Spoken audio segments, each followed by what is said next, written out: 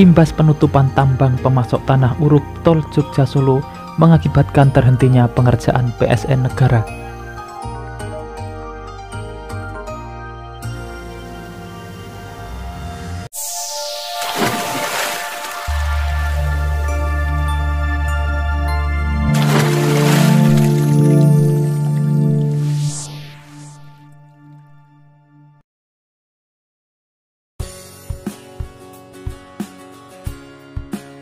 Assalamualaikum semuanya.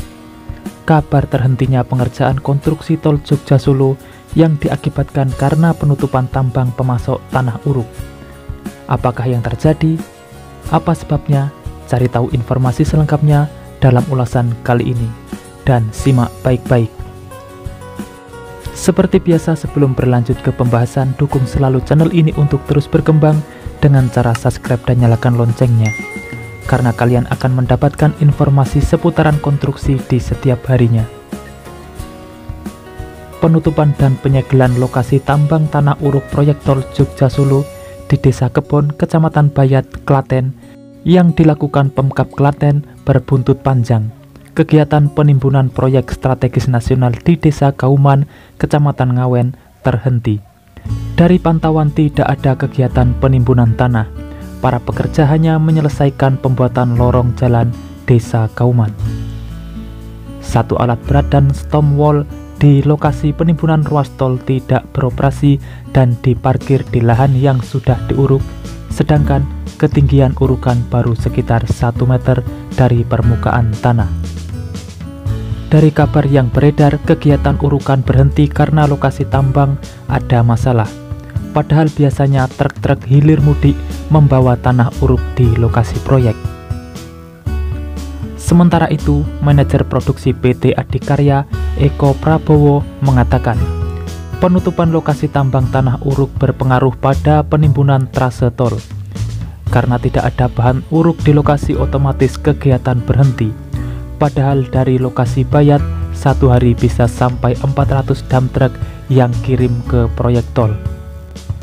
Sejak tambang tanah uruk disegel, kegiatan penimbunan di STA 21 atau ruas di Kecamatan Ngawen berhenti.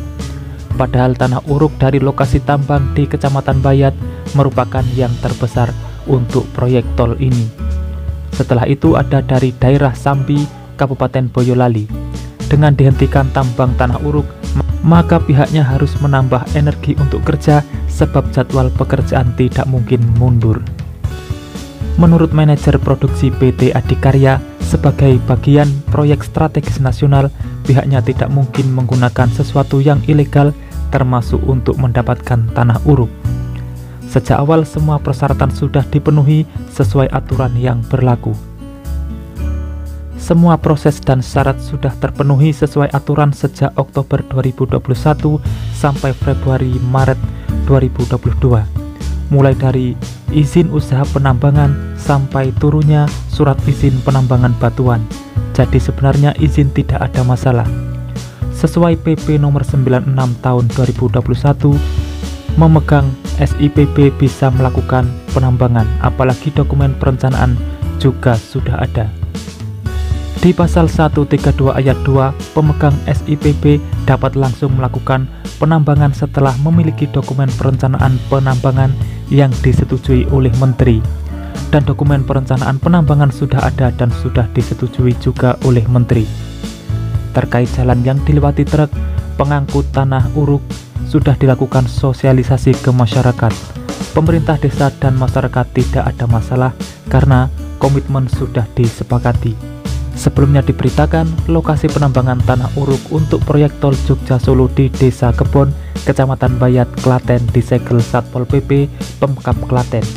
Tambang itu disegel petugas karena belum bisa melengkapi perizinan. Kepada CV Cahaya Indra Laksana yang kemarin sudah melakukan kegiatan operasi di Desa Kebon sampai dengan hari ini ditutup. Ditutup dulu sampai mereka berproses melengkapi dokumen. Jelas Kepala Dinas Penambangan Modal Perizinan Terpadu Satu Pintu Pemkab Klaten Agus Suprapto di kantor Kecamatan Bayat pada Rabu 20 Juli 2022 lalu. Beliau menjelaskan Pemkab Klaten tidak bermaksud menghalangi pelaku usaha tambang, namun pihak pengelola tambang diminta harus tetap melengkapi syarat perizinan.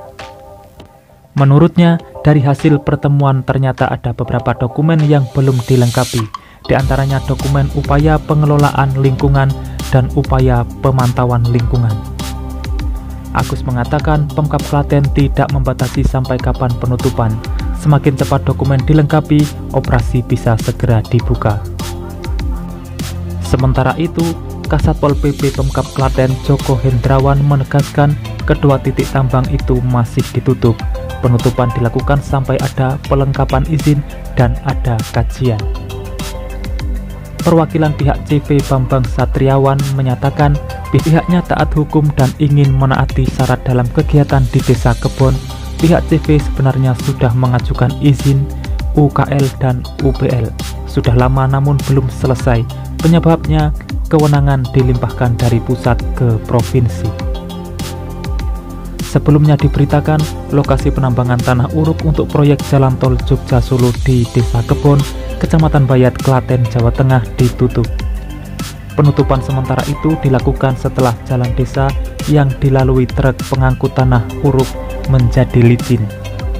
Perwakilan perusahaan pemilik tambang CV Cahaya Indra Laksana, Bambang Satriawan mengungkapkan pihaknya memohon kepada pemerintah Kabupaten Klaten sekiranya sudah berizin walaupun ada kekurangan mohon diberi celah kelonggaran karena ini bukan tambang ilegal. Beliau menyatakan untuk tanah uruk proyek tol Jogja Solo tersebut pihaknya telah mengantongi surat izin penambangan batuan atau SIPB dari Kementerian ESDM. Lahan tambang total seluas 11 hektar di Desa Kebon. Ditegaskan hasil tambang dari lokasi semua untuk proyek tol dan tidak ada yang di luar kepentingan jalan tol. Setiap hari tanah uruk yang dipasok sekitar 200 truk dan sekarang harus berhenti total dan berimbas pada pengerjaan jalan tol. Mengenai jalan licin dan warga yang terjatuh, pihaknya sudah sosialisasi ke masyarakat sepanjang jalan kegiatan tambang. Tapi karena ada faktor hujan, muncul dampak tidak terduga. Karena ada faktor X yaitu hujan, sebaik apapun pasti ada tanah tercecer dan kita sudah melakukan pembersihan berkala. Terkait kompensasi pihaknya sudah memberikan bersama uang jaminan perbaikan jalan. Uang jaminan perbaikan jalan pun sudah dititipkan ke pemerintah desa dan kontraknya selama 1 tahun dan ada perbaikan berkala. Untuk pengembalian jalan seperti semula, pihak tambang sudah taruh uang jaminan di desa. Penyelesaian jalan itu nanti pihak CV. Semoga kendala ini cepat teratasi supaya penyelesaian tol Jogja Solo sesuai target. Karena jika berlarut-larut akan berdampak jelek bagi pembangunan tol. Kita berharap semua pihak bisa saling bahu-membahu untuk PSN ini. Setidaknya jika perizinan ada yang kurang, mohon segera dilengkapi. Dan bagi pihak yang memberi surat perizinan juga jangan dipersulit yang meminta izin. Jangan sampai hanya karena kurang lengkapnya perizinan proyek negara sampai terhenti. Itulah informasi terkini yang bisa saya sampaikan. Semoga informasi ini bermanfaat dan temukan informasi yang tidak mungkin kalian temukan di tempat lain. Karena hanya di sini informasi yang tidak dibahas akan saya bahas secara lengkap. Jadi pantau terus channel ini untuk mendapatkan jawaban dari apa yang kalian cari. Sudah saatnya saya undur diri dan wassalamualaikum warahmatullahi wabarakatuh. Sampai bertemu di video menarik selanjutnya.